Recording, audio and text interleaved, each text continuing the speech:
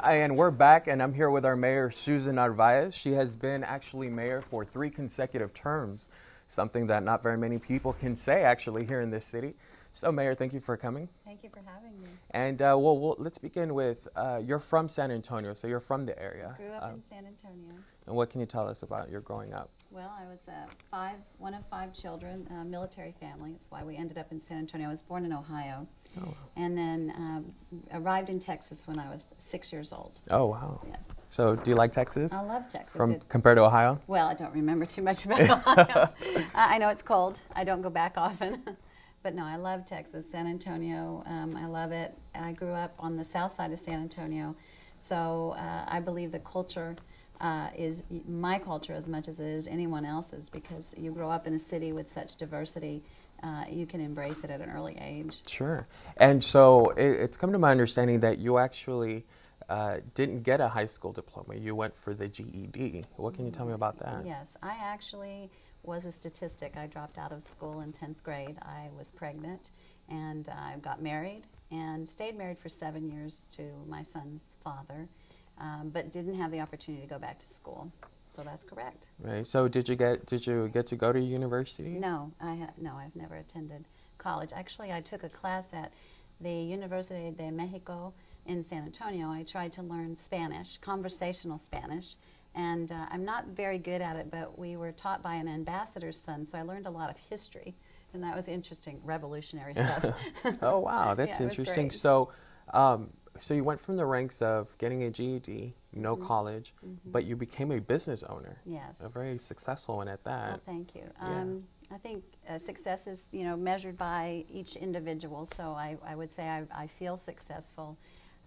Someone once told me, when you open a business, if you can make it past year 3, you're a success. So we started Core Strategies in 1997. Oh, wow. So you're very well past 3 years. Yes. What exactly does Core Strategies do?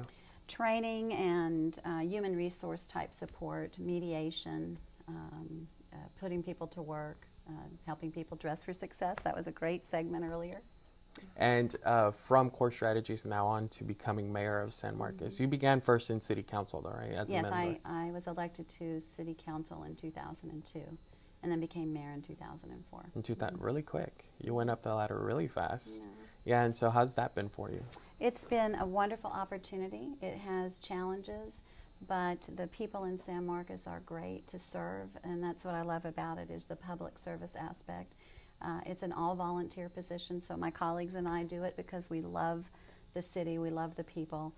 We have different perspectives about what we want San Marcos to be, and it's our job to kind of bring that all together and do our best for the citizens. Right, and that's something I'm not sure our public knows, that actually city council, they do not get paid to do what they do. And now you've been mayor for 3 consecutive terms. So what's that been like? An honor.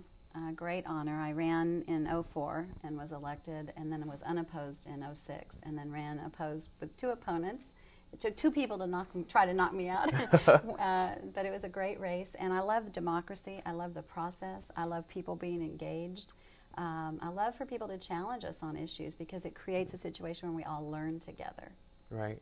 And so I know that one of your opponents here recently was a Texas State student, Dan McCarthy, who was then 20 years old. Yes. What was that like? Well, that's the second time. In 1998, I ran for mayor, and there was a student, David Leader, in that race also. Okay. So really, here we were 10 years later, and it was an exact situation where there were 3 people in the race. In that case, I lost by 39 votes in a runoff. Oh, wow. But again, the process is what I think I love the most. Getting people to know the importance of voting and having a say in their government, and knowing that they can make a difference, and one person truly can. Right. Well, as we can see, actually, our current mayor, she started without a high school diploma. Like she said, she was a statistic, but was able to climb through the ranks and become a mayor for 3 consecutive terms. I'm sure more is to come for your future. So it is just serving a living example that, yes, we can do anything. And so that's it for this segment. We'll talk back with Victor, Laura, y Alejandra.